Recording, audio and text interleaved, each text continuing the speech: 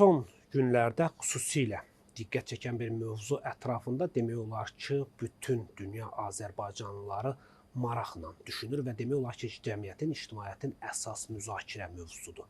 Təbii ki, söhbət Zəngəzurdan gedir. Biz tarixə nəzər salsaq görərik ki, Zəngəzurun tarixinin saxtalaşdırılması, eyni zamanda bizim toponimlərimizin məhv edilməsi, həmin ərazilərdə yaşayan Azərbaycanlıların o ərazidən deportasiya olunması xalqımızın tarixində çox faciəvi məqamlardan biridir. Təbii ki, Sovet Rusiyasının dönəmindən başlamış, həmin ərəfədə, xüsusən Sovet hakimiyyəti dövründə Azərbaycan ərazilərinin qoparılması və Ermənistan adlı bir ölkənin, bir respublikanın yaradılması istiqamətində çox məkirli planlar icra olunubdur. Biz son illərdə qazandığımız uğurlar sayəsində, qazandığımız 44 günlük savaşın zəfəri sonucu nəticəsində regionda gedən proseslərə də bu və ya digər formada təsir göstərir və necə deyərlər, bugün Cənubi Qafqaz regionunda dəngələr dəyişməkdədir. Bunu dəyişən isə Azərbaycandır. Və bugün bizim üzərimizə düşən başqa bir ciddi məsuliyyət var, tarixi məsuliyyət var.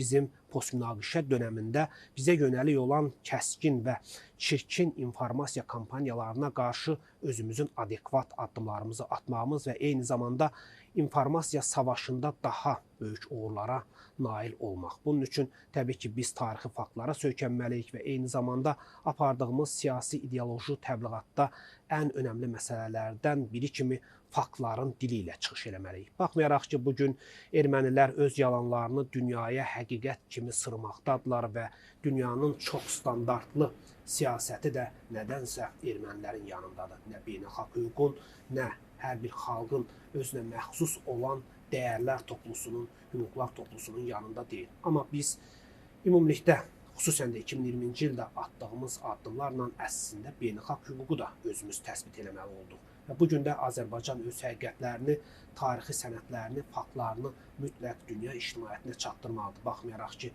dünya bir çox hallarda bu faktları görməzdən gələcək, bəzi hallarda qulaqlarını tutacaqlar, amma buna rəğmən biz usanmamalıyıq və faktların dili ilə bu istiqamətdəki addımlarımızı atmalıyıq.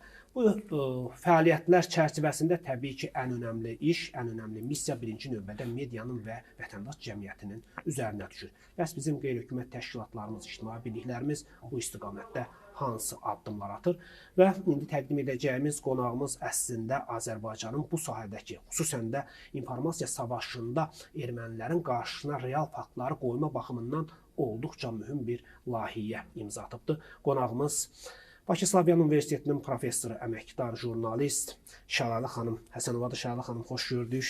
Hər vaxtınız xeyir olsun və izləyicilərin diqqətinə çatdırım ki, Şəlalə xanım eyni zamanda ictimaiyyət əlaqələrin inkişafına kömək ictimai birliyinin də rəhbəridir və məhz bu birliyin rəhbəri kimi çox önəmli bir layihəni artıq icra edibdir. Söhbət Zəngəzur Azərbaycandır, arxiv sənədlərinin dili ilə layihəsidir.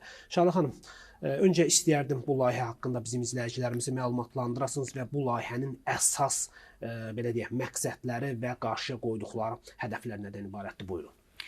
İnqilab müəllim, təşəkkür edirəm dəvətə görə.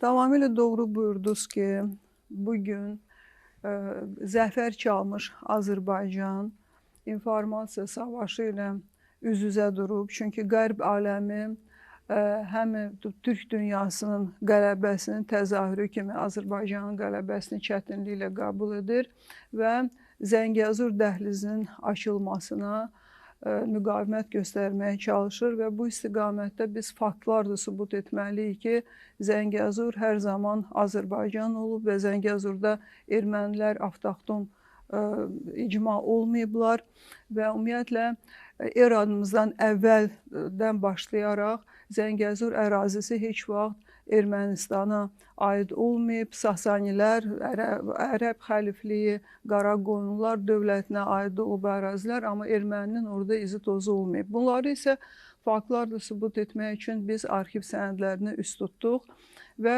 çox böyük çətinliklə tək Rusiya arxivlərindən yox, hətta Ermənistan Milli Arxivindən də sənədlər əldə etdik. Bu sənədlər 100 ilə yaxındır gizlədilir Ermənistan arxivində. Çünki o sənədlərdə göstərilir ki, neçənci ildə hansı erməni ailələri, hansı sayda adba-ad ermənilərin adı göstərilməklə onlar Zəngəzur ərazisinə və hansı kəndlərə köçürülüb. Və bu arxiv sənədləri artıq o qədər yüksək səslə o həqiqəti imla edən faktlardır ki, onların qarşısında heç bir başqa dəlillər müqavimət göstərə bilməz.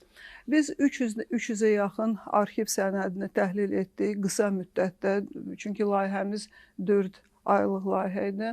Onu xüsusi qeyd etməliyəm ki, bu layihə Azərbaycan Respublikasının qeyri-hökumət təşkilatlarına Dövlət Dəstək Agentliyi tərəfindən maliyyələşib və çox təqdirə layiq faktdır ki, cənab prezident milli donoru yaratmaqla bu cür tədqiqat işlərinə imkan verdi və biz hər il layihələri həyata keçirərək Ermənistan yalanlarını darmadağın edən faktlar taparaq bunları aşkarlayırıq internet məkanında və xarici ölkələrdə bunları sərgiləyirik və yüksək səslə geniş ictimaiyyətə sirayət edirik. İndi yenə qayıdıram layihəyə.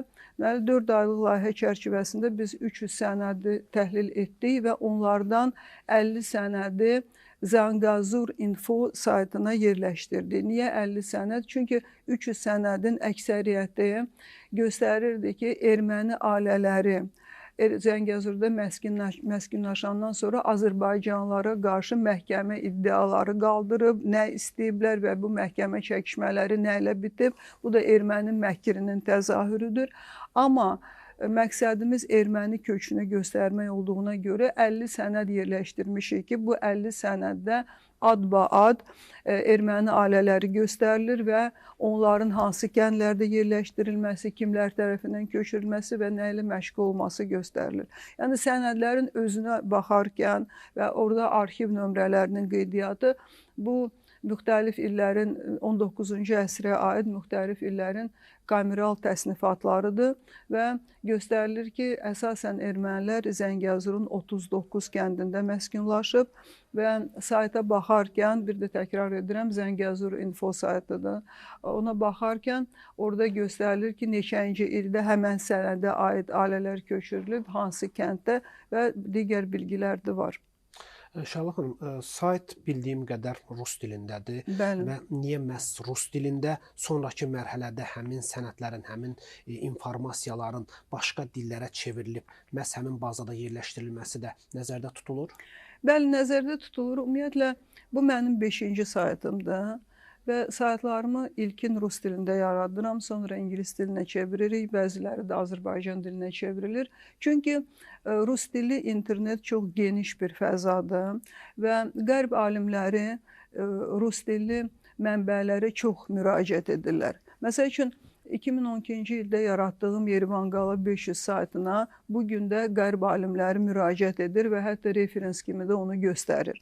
Və bu təcrübə onu bildirir ki, tək Azərbaycan dilində hansısa platformanı yaratmaqla biz geniş miqyasa çıxa bilmirik və bizim əsas məqsədimiz bu həqiqətləri geniş yaymaqdır və məlumdur ki, rus dilli platformalardan çox istifadə olunur. Bunu statistikada göstərir. Məsəl üçün, mənim bir filmim var, ermənilərin Qafqaza köç xronikası rus dilindədir.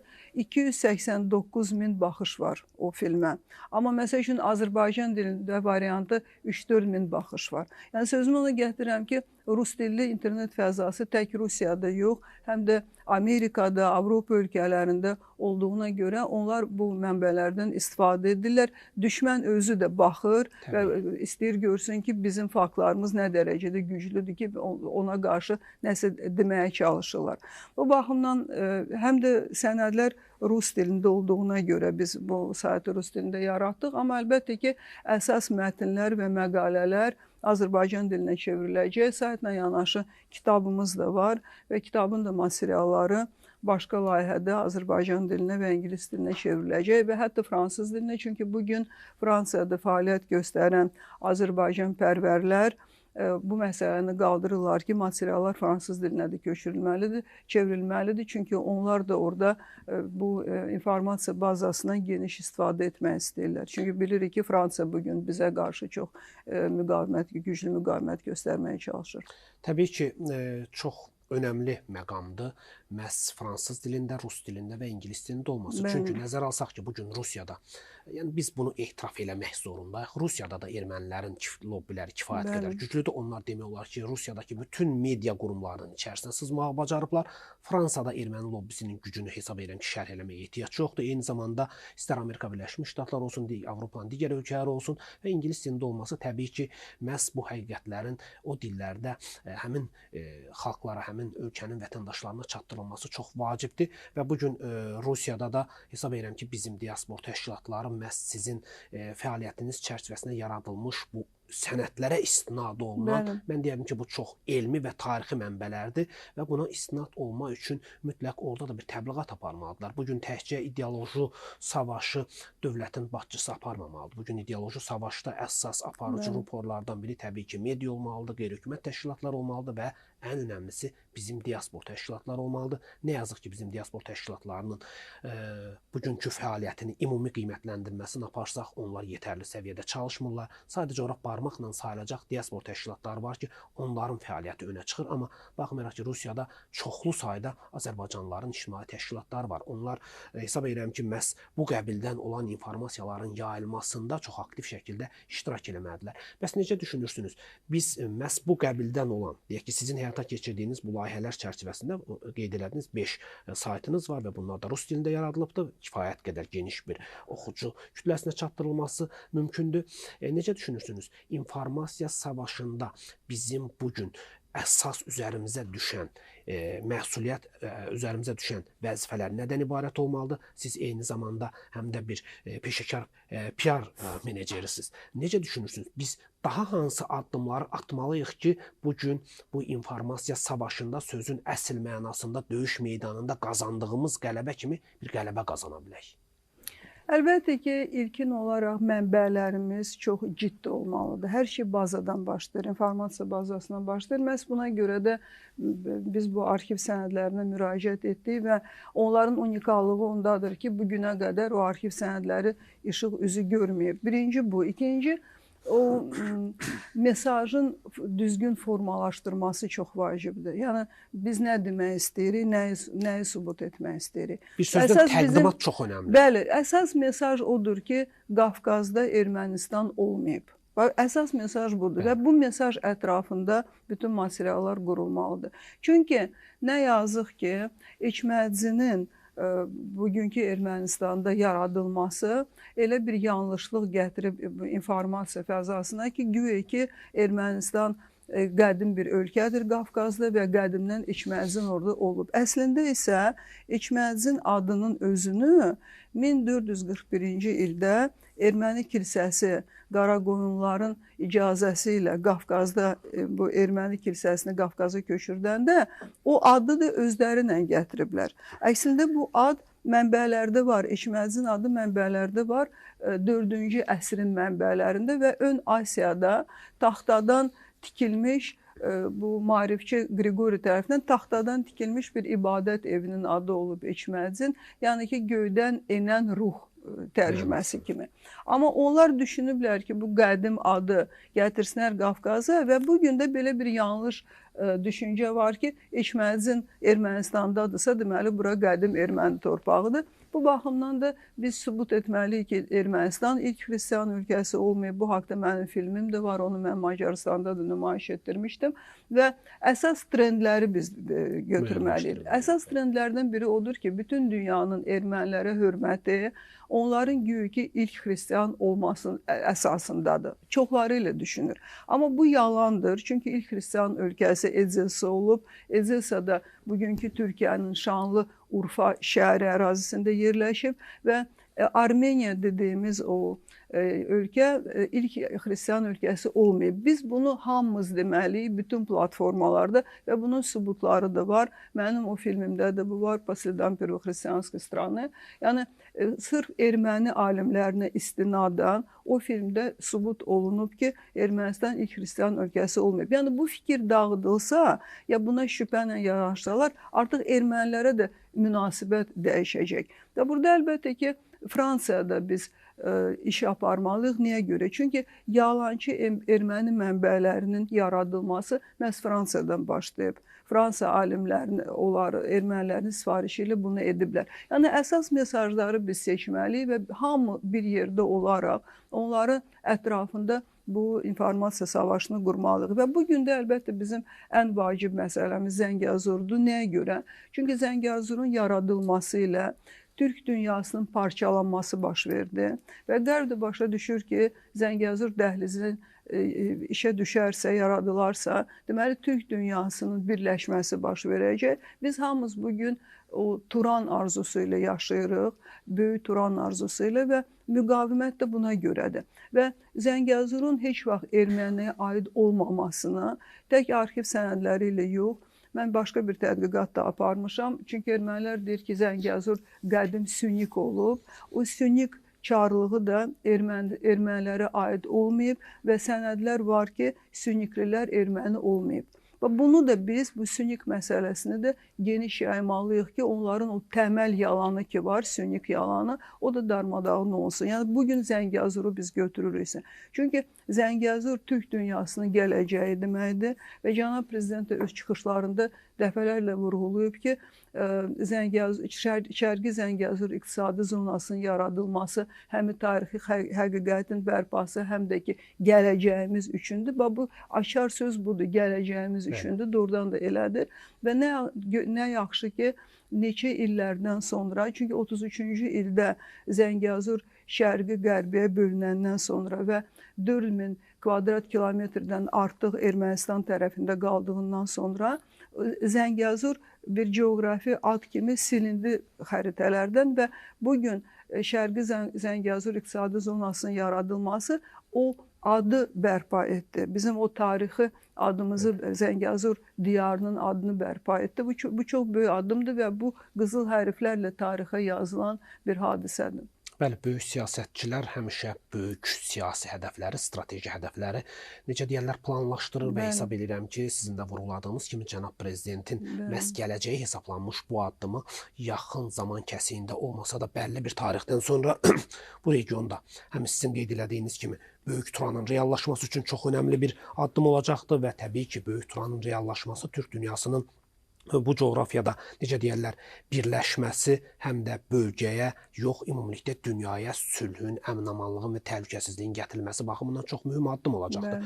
Çünki biz, yəni ümumilikdə Türk dünyasının son illərdəki o təşkilatlanma fəaliyyətinə və onların qarşıya qoyduqları hədəflərə, istiqamətlərə baxsaq görərik ki, bütün hallarda sülhə çağırışdır, ölkələr arasında münaqişələrin sona verilməsi üçün istənilən bir vasitəçilik üzərlərinə götürmələridir. Yəni təkcə bir iqtisadi güc kimi yox, eyni zamanda siyasi güc kimi formalaşır və burada təbii ki, heç vaxt qarşıya bir hərbi güc kimi formalaşma kimi bir iddia qoymayıblar. Yəni hər şey bəllidir və bu gün də dünyanın müxtəlif münaqişə ocaqlarında hansısa bir formada belə deyək, həll üçün bir addımlar atılırsa, bu gün Türk dünyası məhz orada o sülhün bərqərar olması istiqamətindən çıxış eləyir. Amma gəlin baxaq, bugün özünü demokratik dəyərlərin daşıyıcısı sayan ölkələr əslində münaqişə ocaqlarını körükləməklə məşğuldurlar, başqa xalqların, dövlətlərin haqqına girməklə məşğuldurlar. Eyni ilə də son günlərdə bizə beynəlxalq səviyyədə olan o baskılar var ki, bunlar əyani şəkildə hər şeyi ortaya qoyur. Şahla xanım, təşəkkür edirəm və hesab edirəm ki, sizin bu istiqamətdəki fəaliyyətinizdən bizim Azərbaycan mediası kifayət qədər yararlanmalıdır. Bizim müxtəlif dillərdə deyək ki, informasiya siyasət həyata keçirən media qurumları mütləq sizin o mənbəyə başvurmalıdırlar və o mənbənin düzgün şəkildə istiqamətlənməsi baxımından həm ictimai təşkilatlar, həm televiziyalar, həm də digər media qurumları yararlanmalıdır və biz dünyada yaşayan Azərbaycanlılar da məhz bu qəbildən olan o tarixi sənədlərə, faktlara söykənən mənbələrlə tanış eləməliyik. Bizim diaspor təşkilatlarımız da hesab edirəm ki, Şalə xanımın ərsəyə gətirdiyi Zəngəzur info saytının imkanlarından maksimum yararlanmalıdırlar.